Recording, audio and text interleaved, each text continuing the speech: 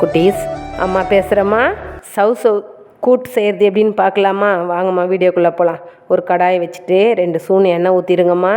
எண்ணெய் ஊற்றி கடுகு, சீரகம், சோம்பு, வெந்தயம், கடலப்பருப்பு போட்டுருங்கம்மா. போட்டு நல்லா செவந்த பிறகு அதுக்கப்புறமா வெங்காயம், கொத்தமல்லி, கறிவேப்பிலை, இஞ்சி, பூண்டு எல்லாம் போட்டுங்கம்மா. போட்டு நல்லா வதக்கிடுங்கம்மா.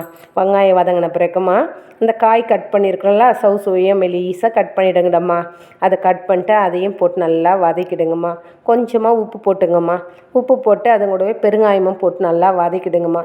சின்ன சைஸ் தக்காளி கட் பண்ணது பொடியாக கட் பண்ணிட்டு அதில் போட்டு நல்லா வதக்கி வச்சுடுங்கடம்மா.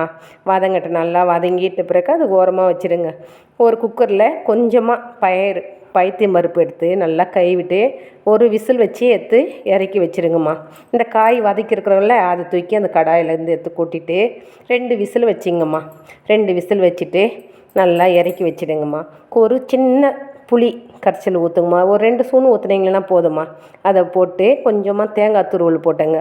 கொஞ்சம் கொத்தமல்லி கறிவேப்பிலை போட்டுருங்கடம்மா.